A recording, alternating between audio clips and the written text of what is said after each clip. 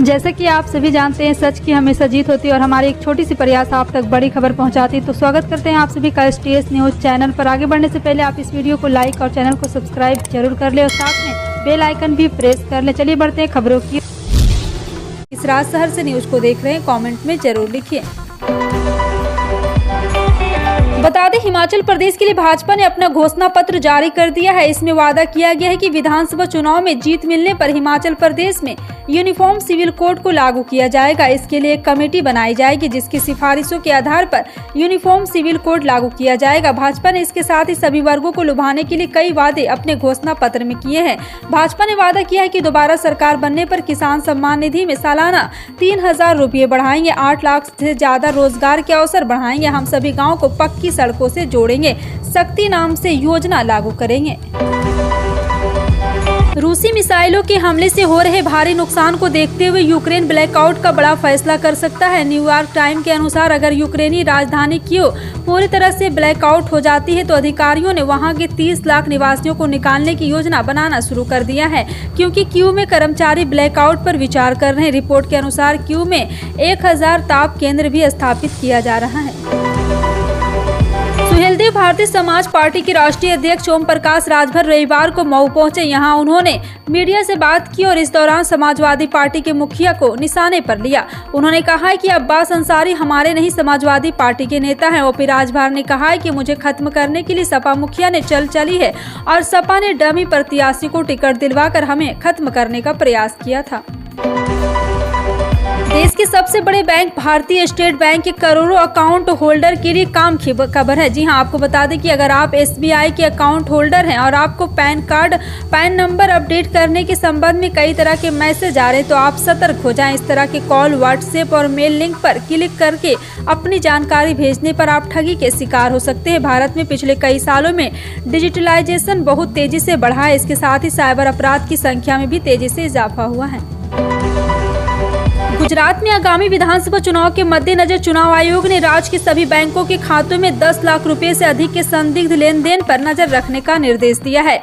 उन्होंने कहा है कि बैंकों को निर्देश दिया गया है कि चुनावी उम्मीदवार द्वारा खोले गए खातों में 1 लाख रुपए से अधिक के लेन देन की सूचना दे।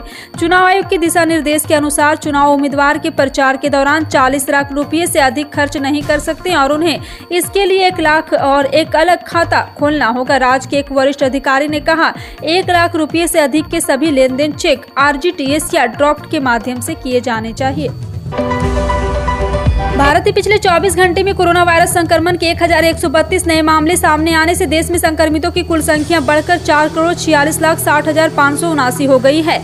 वहीं उपचाराधीन मरीजों की संख्या घटकर 16,243 रह गई। केंद्रीय स्वास्थ्य मंत्रालय की ओर से रविवार सुबह 8 बजे जारी आंकड़ों के अनुसार भारत में संक्रमण से मृतक संख्या बढ़कर 5,30,500 हो गई है। कर्नाटक के मुख्यमंत्री बसवराज बोम्मई ने शनिवार को कहा है कि राज्य सरकार कर चुकाने में देरी पर किसानों की संपत्ति की जब्ती या नीलामी को रोकने के लिए कानून लाएगी। कृषि मेला के समापन सत्र और गांधी कृषि विज्ञान केंद्र परिसर में किसानों को पुरस्कार वितरण कार्यक्रम में उन्होंने ये बात कही है। मुख्यमंत्री बसवराज बोम्मई ने कहा है कि कृषि ऋण का भुगतान न करने की स्थिति में किसानों की संपत्ति जब्त करने या उनकी संपत्ति की नीलामी के बजाय उन्हें कर चुकाने के लिए और समय समय दिया जाना चाहिए। भारत हेवी इलेक्ट्रिकल लिमिटेड प्रबंधन सुभाष नगर में स्थित अपनी खाली पड़ी जमीन पर करीब 20 करोड़ रुपए खर्च कर 5 मेगावाट का सोलर प्लांट लगा रहा है। यह सोलर प्लांट राजधानी में सबसे बड़ा प्लांट है। सोलर प्लांट से साल में 80 लाख किलोवाट बिजली का उत्पादन होगा। इससे एक साल में 5 करोड़ रुपए की बचत होगी। इतना ही नहीं, इस बिजली के भेल टाउनशिप के 12,000 परिवारों के घर रोशन हो सकते हैं। और अभी भेल बिजली कंपनी से जरूरत की बिजली खरीदता है। सोलर प्लांट लग जाने के बाद भेल को बाहर से बिजली खरीदने की जरूरत नहीं पड़ेगी। विधानसभा चुनाव के प्रचार प्रसार के बीच प्रधानमंत्री नरेंद्र मोदी रविवार को गुजरात पहुंचे। उन्होंने यहां किसी पार्टी का नाम लिए बगैर कहा है कि गुजरात को बदनाम करने वाले टोली एक्टिव हुई है, लेकिन यहां की जनता इन लोगों को स्वीकार नहीं करेगी। गुजरात की जनता को सिर्फ विकास चाहिए। उन्होंने जनता से बीजेपी को वोट देने की अपील की।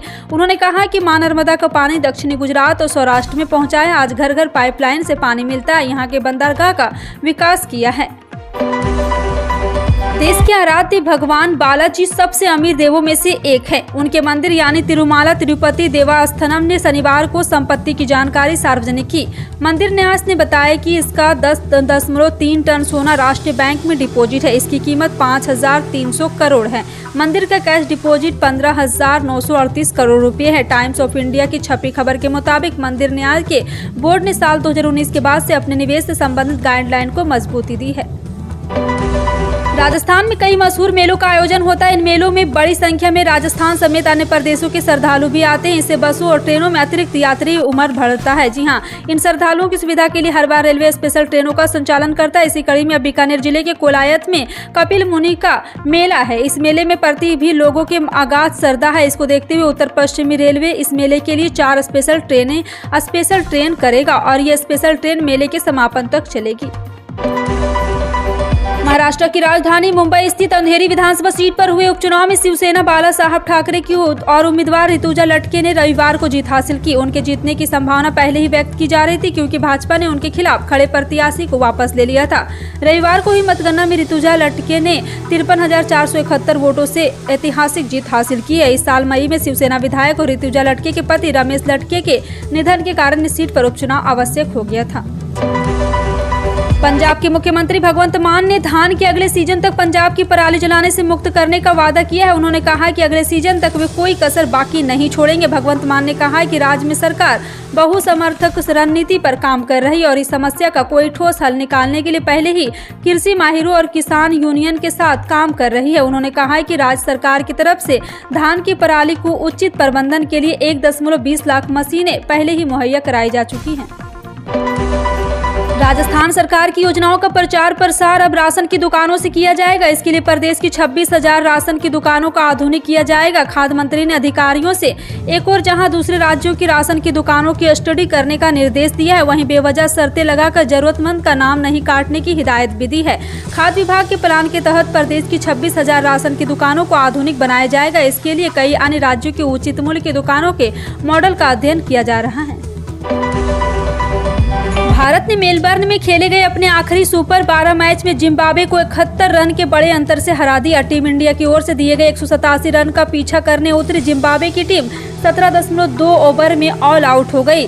सिकंदर रजा और रेयान बर्ले की साझेदारी के अलावा कोई भी खिलाड़ी क्रीज पर ज्यादा देर तक टिक नहीं सका। सिकंदर ने 34 रन बनाए जबकि बर्ले 35 रन की पारी खेली। भारतीय गेंदबाज का दबदबा देखने को मिला जिसमें अश्विन ने 3, मोहम्मद शमी और हार्दिक पांड्या ने 2-2 विकेट चटकाए। बुंदेलखंड में पानी की समस्या खत्म करने के उद्देश्य से हर घर जल परियोजना के अंतर्गत यूपी के जनपद बांदा में दिसंबर तक 374 गांवों में नलों के जरिए पानी पहुंचने लगेगा। जल जीवन मिशन से संचालित 2000 करोड़ की इस परियोजना में ग्रामीणों को लाभ मिलेगा। पहले चरण में अमली और पेयजल योजना का ट्रायल किया गया जिसके तहत 26 गाँव के 10,000 से अधिक परिवारों में घरों में पानी पहुँचाने लगा है। जल जीवन मिशन के अंतर्गत जनपद में अमली कौर पेयजल परियोजना और खटान पेयजल योजना शुरू की गई है। जिले में आदर्श गांव बनाने को लेकर जनपद के 9 ब्लॉक के 29 ग्राम पंचायतों को चिन्हित किया गया है। जनपद के 96 ब्लॉक के 6, जमालपुर ब्लॉक के 2, पटेहरा के 1, राजगढ़ के 2, पहाड़ी के 3, कोन की 3, सीखड़ के 3, मंजवा की 7 और हालिया के 3 ग्राम पंचायत को चिन्हित किया गया। इन सभी ग्राम पंचायत को 40 राजस्व गाँव में 50 लाख रुपए के अतिरिक्त बजट से विकास का कार्य किया जाएगा। ग्राम पंचायत से निकालने वाले सूखा और गीला कचरा का निस्तारण के लिए स्थानांतरण 2 कूड़ेदान बनाए जाएंगे।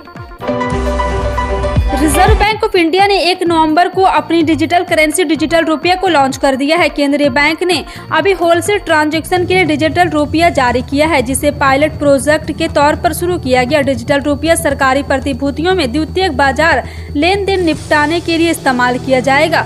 उद्योग के हितधारकों का कहना है कि एक केंद्रीय बैंक डिजिटल मुद्रा बैंक खाते की आवश्यकता के बिना डिजिटल भुगतान तक पहुँचना प्रदान करने की महत्वपूर्ण भूमिका निभा सकता है।